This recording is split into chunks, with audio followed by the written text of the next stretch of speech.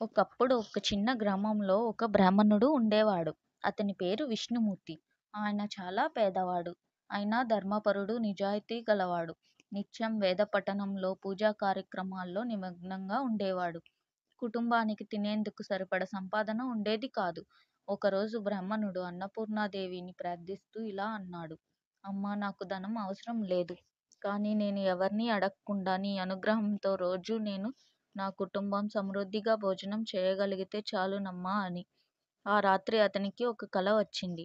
దేవి అతనికి ఒక చిన్న మట్టి పాత్రను ఇచ్చి ఇలా చెప్పింది: ఈ పాత్రలో నీ చేతితో అన్నం పెడితే అది ఎప్పటికీ నిండిపోతుంది. కానీ ఈ పాత్రను స్వార్థపూరితమైన మనిషికి ఇవ్వవద్దు. విష్ణుమూర్తి భయంతో మేల్కొని చూశాడు. నిజంగా అతని పక్కన ఆ పాత్ర ఉంది. ఆ రోజు నుంచి విష్ణుమూర్తి తన కుటుంబానికి, పక్కవారికి అన్నం పెట్టేవాడు. ఎవరు వచ్చినా లేదు అనకుండా కడుపు నిండా భోజనం పెట్టేవాడు. ఒకరోజు గ్రామంలోని ధనవంతుడైన సేటు ఈ విషయం తెలుసుకొని అతని వద్దకు వచ్చి తనకు ఆ పాత్ర ఇవ్వాలని, బ్రాహ్మణుడికి ఎంత ధనం కావాలంటే అంత ధనం ఇస్తా అని ఆశ చూపాడు. కానీ బ్రాహ్మణుడు ఇవ్వలేదు.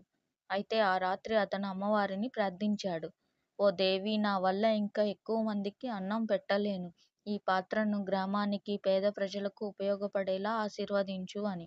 అప్పటి నుండి ఆ పాత్ర గ్రామం మధ్యలో ఉండే ఆలయంలో ఉంచబడింది. అక్కడ ఎవరు ఆకలితో వచ్చినా తినగలిగేలా ఏర్పాటు చేశారు. ఆ గ్రామం ఎప్పటికీ అందరి కడుపును నింపే గ్రామంగా ప్రఖ్యాతి చెందింది.